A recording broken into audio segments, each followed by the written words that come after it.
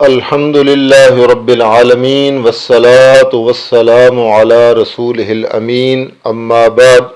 فاعوذ باللہ من الشیطان الرجیم بسم اللہ الرحمن الرحیم یا ایہا الذین آمنوا اجتنبوا کثیرا من الظن ان بعض الظن اثم ولا تجسسوا الآیہ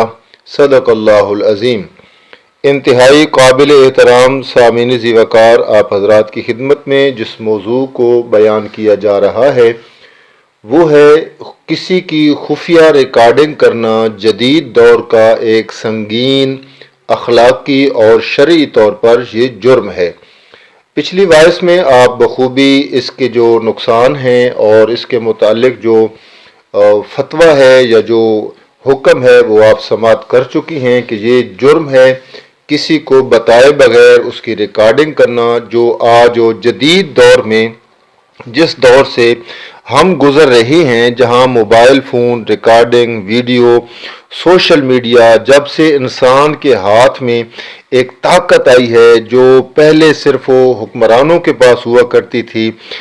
لیکن اس کے جو عوام کے پاس آنے سے اس کے ذریعے جو مسائل جنم لے رہے ہیں، امانت میں خیانت ہو رہی ہے، اصلاح کی بجائے رسوائی ہو رہی ہے، عدل کی بجائے انتقام کے لیے استعمال ہو رہا ہے، تو ضروری سمجھا کہ اس کے متعلق جو قرآنی نقطہ نظر ہے اس کو بیان کیا جائے۔ تو آج کے سبق میں ہم صرف دلائل پر بحث کریں گے کہ اس پر قرآن و سنت کے دلائل کیا موجود ہیں۔ یقیناً آپ نے پچھلی وائس بڑی جو گہرائی کے ساتھ اور خوب توجہ کے ساتھ سنی ہوگی کہ کس طریقے سے اس کے نقصانات ہیں۔ چنانچہ اس پر قرآن مجید کی جو پہلی دلیل دینا چاہوں گا وہ قرآن نے اس کا ایک عنوان دیا ہے، تجسس کی قرآن و حرمت بیان کرتا ہے کہ جاسوسی کرنا کسی کی اور ٹوہ میں لگ جانا، یہ اخلاقی طور پر اور شرعی طور پر یہ بہت بڑا جرم ہے۔ چنانچہ یہی سورہ حجرات کی جو آیت نمبر 12 ہے، یا ایھا الذین آمنوا اجتنبوا کثیرا من الظن ان بعض الظن اثم ولا تجسسوا، اے ایمان والو بہت سے گمانوں سے بچو، بے شک جو بعض گمان ہیں وہ گناہ ہوتے ہیں، اور ایک دوسرے کی ٹوہ میں نہ پڑو۔ یہ ٹوہ میں نہ پڑو، یہ خفیہ ریکارڈنگ خالصتاً ٹوہ میں لگنا ہے، تجسس میں لگنا ہے، یہ اس کی ایک جدید ترین شکل ہے، کیونکہ جو سننے والا ہے سامنے والے کی اجازت کے بغیر اس کی بات کو محفوظ کر رہا ہوتا ہے، تو یہ کسی صورت بھی جائز نہیں بنتی ہے۔ ہاں، آپ نے کوئی بات اپنے پاس محفوظ رکھنی ہے تو آپ اسے کہہ سکتے ہیں کہ میرے اور آپ کے درمیان جو گفت و شنید ہو رہی ہے میں اس کو اپنے پاس محفوظ کر رہا ہوں، آپ جو کہیں گے تاکہ میرے پاس محفوظ رہے۔ اگر وہ اجازت دے دیتا ہے تو فابہا، وگرنہ یہ شرعی طور پر یہ جرم ہوگا اور اس کا میدان معاشر میں اس کا حساب کتاب ہوگا۔ دوسری دلیل دوں گا جو سورہ النور میں قرآن نے بیان کی ہے کہ قرآن کس طریقے سے ہمارے لیے ایک ضابطۂ حیات کا جو ہم اکثر لفظ بولتے ہیں، جہاں پر قرآن ہمارے عقائد کی اصلاح کرتا ہے، اعمال کی بھی اسی طرح اصلاح کرتا ہے۔ یعنی قرآن ایک عنوان دیتا ہے سورہ النور کی آیت نمبر 27 میں کہ جو نجی زندگی ہے لوگوں کی اس کا بھی احترام کرو۔ کیسے قرآن اس پر روشنی ڈالتا ہے؟ فرمایا، یا ایھا الذین آمنوا لا تدخلوا بیوتا غیر بیوتکم حتی تستأنسوا، کہ اے ایمان والو اپنے گھروں کے سوا دوسرے کے گھروں میں داخل نہ ہوا کرو جب تک تمہیں اجازت نہ مل جائے۔ یعنی دوسرے کے گھر میں داخل ہونے کے لیے بھی آپ کو اجازت درکار ہوتی ہے۔ تو یہ جو الفاظ کی آپس میں حدود بندی ہے، میرے منہ سے الفاظ نکلے ہیں، آپ کے پاس پہنچے ہیں اور آپ اور صرف میں ایک دوسرے کے ساتھ بات کر رہے ہیں، تو یہ الفاظ کی ایک حدود بندی ہو چکی ہے۔ اس میں بغیر اس کی اجازت کے اپنے پاس اس کو محفوظ کر لینا اور اس کے لیے جو مستقبل کا ایک پلان ہے، مستقبل کا جو ایک منصوبہ ہے، اس کی وجہ سے اس کو محفوظ کرنا یہ بھی قطعاً جائز نہیں ہوگا۔ چنانچہ جب قرآن یہاں تک بات کہتا ہے کہ جب گھر میں داخل ہونے کے لیے اجازت شرط ہے، تو باتوں میں داخل ہونا اجازت کے بغیر ہو، یہ کیسے جائز ہو سکتا ہے؟ تو یقیناً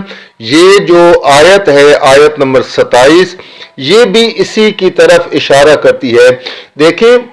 ایک دور تھا جس طریقے سے لوگ پیغام رسانی کے لیے جاسوسی کرتے، یہاں سے بندہ بیٹھا، دونوں کے درمیان بات ہو رہی، پھر وہ کئی دنوں کے بعد، کئی عرصے بعد کسی کو ملا تو اس نے بات بتائی، کوئی بھول گئی، کوئی اس میں الفاظ مترادف بول گئے، لیکن جہاں پر ریکارڈنگ ہو رہی ہے وہ سیم ٹو سیم وہی الفاظ بولے جا رہے ہیں، تو کسی قسم کا پھر شک نہیں رہتا ہے۔ چنانچہ اس پر حدیث کے اندر جو بڑی سخت وعید آئی ہے، ذرا اس کو سنیے گا اور ہم سب اپنی اصلاح کریں گے۔ بخاری شریف کی حدیث ہے، فرمایا من استمع الی حدیث قوم وهم له کارہون صب فی اذنیہ العنق یوم القیامہ، کہ جو شخص کسی قوم کی بات اس حال میں سنے کہ وہ اس کو ناپسند کرتے ہوں، قیامت کے دن اس کے کانوں میں پگھلا ہوا سیسا ڈالا جائے گا۔ آپ نے اندازہ لگایا، دیوار کی دوسری طرف کسی کی بات کو سننا، کمرے کے باہر کسی کی بات کو سننا، یا بالکل جناب خاموش ہو جانا تاکہ وہ کیا باتیں کر رہے ہیں، جاسوسی کرنا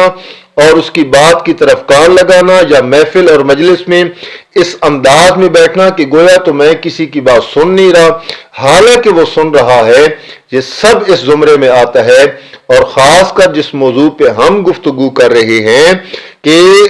میں کسی کے ساتھ بات کر رہا ہوں، میں اسی سے مخاطب ہوں، اور میں نہیں چاہتا، میں کراہت محسوس کر رہا ہوں کہ میرے اور اس کے درمیان جو بات ہو رہی ہے، فون کال پہ بات ہو رہی ہے، وائس میسج پہ بات ہو رہی ہے، ٹائپنگ پہ بات ہو رہی ہے، یہ میرے اور اس کے درمیان رہے، لیکن میرا مد مقابل وہ اس وائس کو، اس میسج کو یا اس کال کو کسی دوسرے تک پہنچا دے تو وہ ہم لہو کارہون کے زمرے میں آتا ہے۔ یعنی یہ حدیث کی وعید ہے پیارے پیغمبر کی زبان سے کہ پگھلا ہوا سیسا اس کے کانوں میں ڈالا جائے گا، یہ اتنا ناپسندیدہ عمل ہے۔ تو سوچئے گا ذرا کہ یہ کس طریقے سے ہم کس روش پہ، کس ڈگر پہ چل پڑے ہیں۔ اور حدیث دوسری جو ہے یہ آپ سب کو یاد ہوگی، جس پر میرے نبی نے فرمایا کہ المجالس بالامانہ، جو مجلسیں ہوتی ہیں یہ امانت ہوتی ہیں، اس کے اندر کہی گئی بات ہو وہ بغیر اس کہنے والے کی اجازت کے، بغیر اس مجلس کے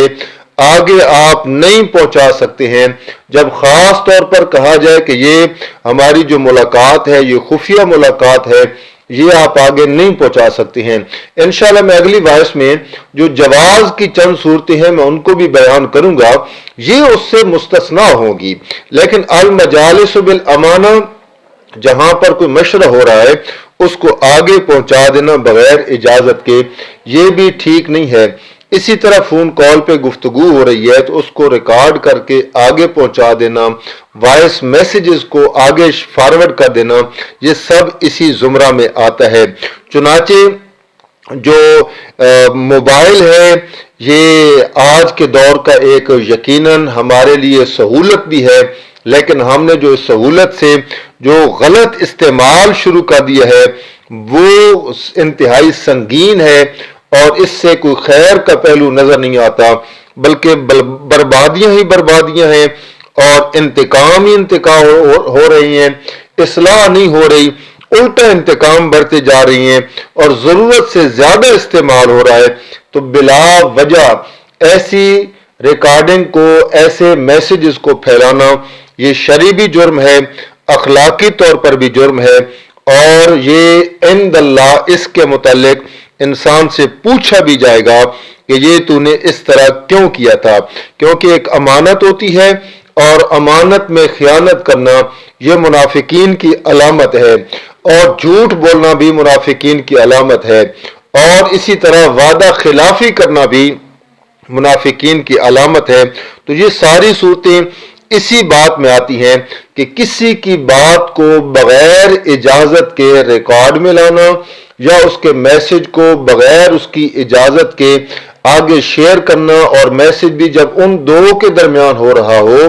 اور بات کوئی اس قسم کی سیکریٹ ہو تو اس کو پھر آگے اس کی اجازت کے بغیر نہیں پھیلانا چاہیے۔ مسلمان کا ایک شیوہ ہے، مسلمان کے درمیان ایک شریعت کا دائرہ ہے،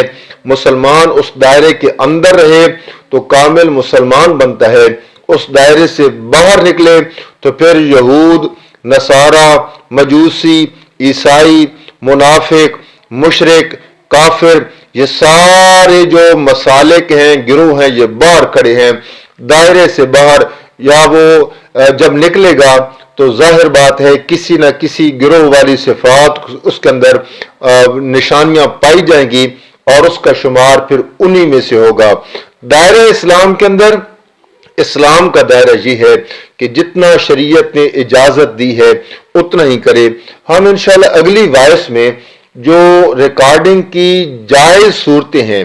ان کو ہم بیان کریں گے، آپ وہ بھی سنیے گا تاکہ ہم محتاط طریقے سے اپنی زندگی گزار سکیں۔ اللہ سے دعا ہے اللہ عمل کی توفیق عطا فرمائے۔ وما علینا الا البلاغ۔